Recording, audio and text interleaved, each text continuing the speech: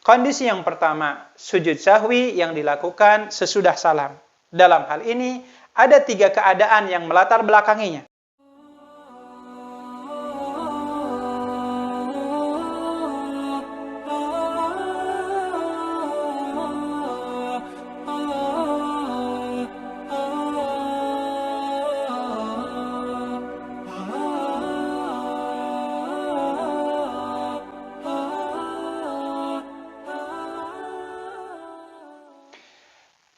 Bismillahirrahmanirrahim. Alhamdulillah wassalatu wassalamu ala Rasulillah. Sahabat yang dirahmati Allah Subhanahu wa taala, meraih kenikmatan ibadah yang khusyuk tentunya bukanlah perkara yang sangat mudah.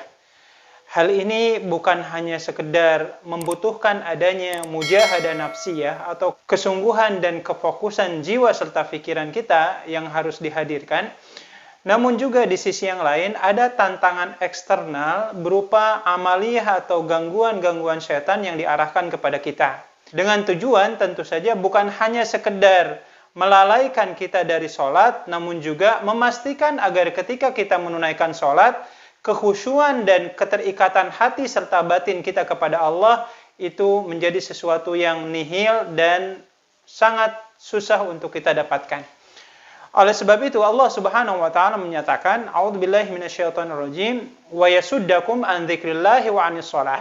Di antara bentuk amaliyah atau kerjaan-kerjaan setan kepada anak cucu Adam adalah menghalang-halangi mereka dari upaya zikir mengingat kepada Allah, termasuk menghalang-halangi kita untuk menikmati kekhusyuan dalam ibadah salat itu sendiri.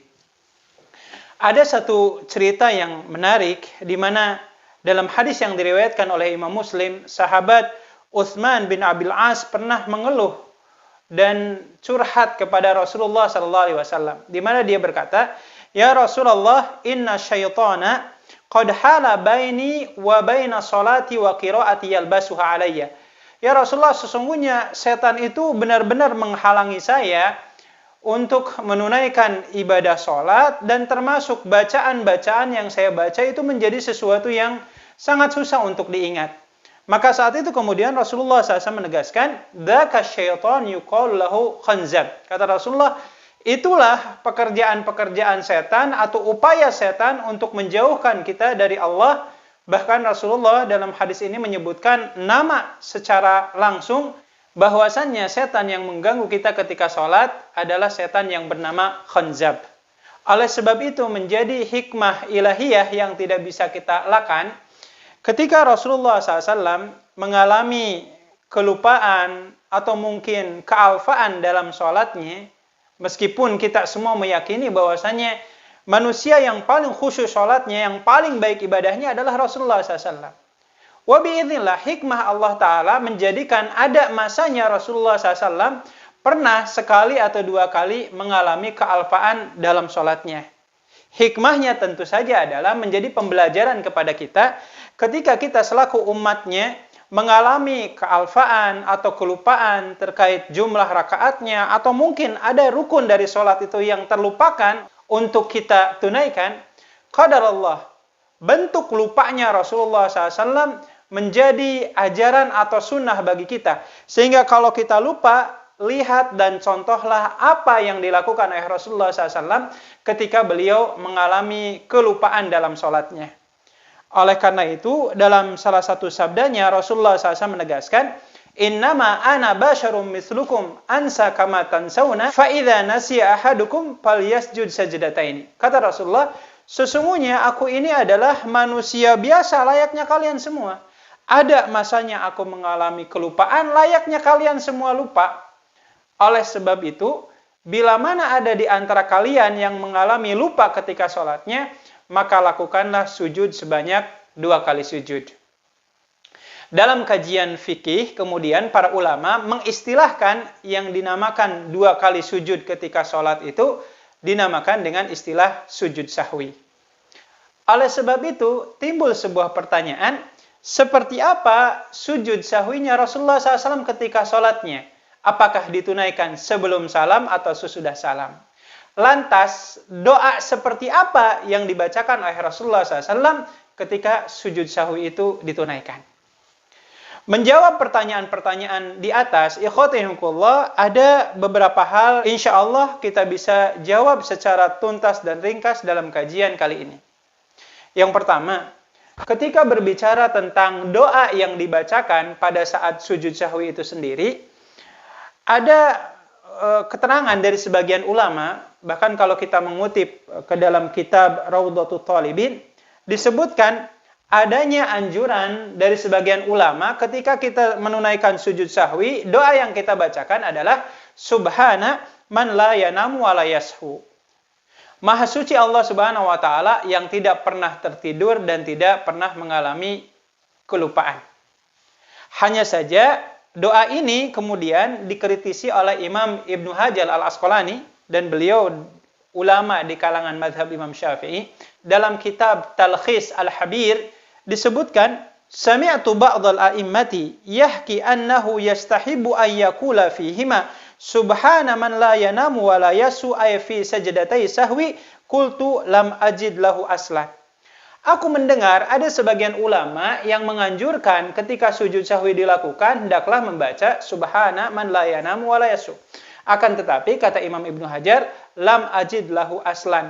Saya sama sekali tidak pernah mendapati adanya riwayat atau hadis yang sahih yang menegaskan adanya doa seperti yang dianjurkan tersebut. Oleh sebab itu, para ulama kemudian mengkiaskan atau menganalogikakan ketika sujud sahwi itu dilakukan, maka doa yang dibaca tidak beda jauh seperti doa sujud pada umumnya.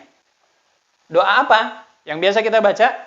Apakah subhana rabbiyal a'la minimal 1 kali atau 3 kali, atau subhanakallahumma rabbana wa bihamdika allahumma gfirli. Maka ini terkait doa yang dianjurkan untuk dibaca ketika sujud sahwi. Lalu kemudian pertanyaannya adalah seperti apa tata cara dari sujud sahwi itu sendiri? Ada 2 catatan yang perlu kita perhatikan. Yang pertama, sujud sahwi dilakukan tanpa diawali dengan takbiratul ihram di awal. Sama sekali tidak menggunakan takbiratul ihram. Jadi, ketika ada seseorang yang akan menunaikan sujud sahwi, langsung dia duduk, sujud 2 kali sujud yang diiringi dengan takbir setiap kali sujudnya. Selesai dari sujudnya, lalu kemudian diakhiri dengan ucapan salam. Dan yang kedua, ikhwatihinkullah, sujud sahwi dilakukan pada saat tahiyat akhir. Sehingga timbul pertanyaan, apakah sujud sahwi itu dilakukan sebelum salam atau dilakukan sesudah salam? Terkait hal ini, ikhwatihinkullah, Imam Syekhul Islam Ibnu Taimiyah kemudian memberikan semacam penegasan, anna ma syar'a qabla salami yajibu fi'luhu qablahu wa ma syara'ahu ba'dahu la yaf'alu illa ba'dahu. Bila mana Rasulullah SAW mengajarkan adanya sujud sahwi dilakukan sebelum salam, maka kita selaku umatnya wajib mengikutinya, yaitu dilakukan sebelum salam. Sebagaimana pula jikalau Rasulullah SAW melakukannya sesudah salam, maka kita pun memiliki kewajiban untuk melakukannya sesudah salam. Dan ini adalah pendapat di kalangan madhab Imam Hambali, dan pendapat ini insya Allah jauh lebih mendekati sesuatu yang benar. Oleh sebab itu, mengkaji dari berbagai keterangan, jikalau kita ringkas terkait pelaksanaan sujud sahwi itu sendiri, ia dilakukan dalam 2 kondisi. Yang saya maksud adalah kondisi sesudah salam dan kondisi sebelum salam. Mari kita runutkan secara ringkas seperti apa kemudian penjelasannya. Kondisi yang pertama, sujud sahwi yang dilakukan sesudah salam. Dalam hal ini, ada 3 keadaan yang melatar belakanginya. Yang pertama, jikalau ada di antara kita mengalami kekurangan rakaatnya. Dalam posisi ketika kita sudah menunaikan sholat, sudah salam, kita baru ingat atau ada yang mengingatkan kalau kita kekurangan rakaatnya. Maka dalam kondisi seperti itu, kita langsung berdiri, melakukan takbiratul ihram, menyempurnakan kekurangan rakaatnya sampai dengan salam. Sesudah itu, ketika sesudah salam, kita kemudian sujud sahwi 2 kali sujud, lalu diakhiri dengan salam. Kondisi yang kedua adalah bila mana kita mengalami kelebihan rakaat. Dalam kondisi seperti ini, tentu saja kita dalam posisi sholatnya sudah ditunaikan, Yang kita lakukan adalah langsung sujud sahwi 2 kali sujud, lalu kemudian akhiri dengan salam. Ada satu keterangan dari sahabat Abdullah bin Mas'ud radhiyallahu ta'ala anhu dalam hadis riwayat Imam Bukhari dan Muslim, disebutkan shalla Nabi sallallahu alaihi wasallam adz-dzuhra khamsan faqalu azida fi shalah qala wa ma dzaka qala shallaita khamsan fathanna rijlaihi wastaqbala al-qiblat wa sajada sajdatain tsumma sallam. Adalah Rasulullah SAW, beliau pernah mengimami kami sholat duhur dan ternyata waktu itu sholat yang ditunaikan sebanyak 5 rakaat. Saat itu kemudian selesai sholat kami menghampiri Rasulullah dan bertanya, ya Rasulullah kenapa engkau menambahkan jumlah rakaatnya? Dan saat itu Rasulullah bertanya, jumlah rakaat mana yang aku tambahkan? Akhirnya diterangkan oleh para sahabat, maka sesudah itu yang dilakukan oleh Rasulullah bersama para sahabat, Rasulullah kemudian duduk menghadap ke arah kiblat, sujud 2 kali sujud yang diakhiri kemudian dengan salam. Dan kondisi yang ketiga, sujud sahwi yang dilakukan sesudah salam adalah bila mana kita mengalami keraguan-raguan terkait jumlah rakaat yang dilakukan, tetapi di sisi yang lain, hati kita ternyata masih punya pilihan-pilihan. Maka dalam kondisi seperti ini, Rasulullah SAW menegaskan, "Falyatrahi syakka wal yabni ala mastaikona." Kata Rasulullah, hilangkan keraguan-raguan itu, pilih apa yang lebih condong kamu yakini, sesudah itu lakukan sholat dengan tuntasnya sampai dengan salam, sesudah salam kemudian kita sujud 2 kali sujud, yang diakhiri kemudian dengan salam. Inilah kondisi di mana sujud sahwi dilakukan sesudah salam. Yang kedua kemudian ikhwatikumullah, sujud sahwi yang dilakukan sebelum salam.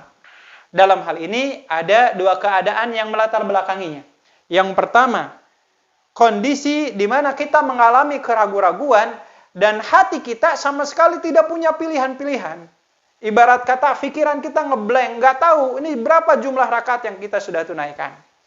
Maka dalam kondisi ini tuntunan Rasulullah SAW kepada kita ada 2 hal. Yang pertama, jikalau kita mengalami keraguan-raguan dan pikiran kita ngeblank, tidak punya pilihan-pilihan apapun, maka pilihan yang harus kita ambil adalah ambil jumlah rakaat yang paling terkecilnya.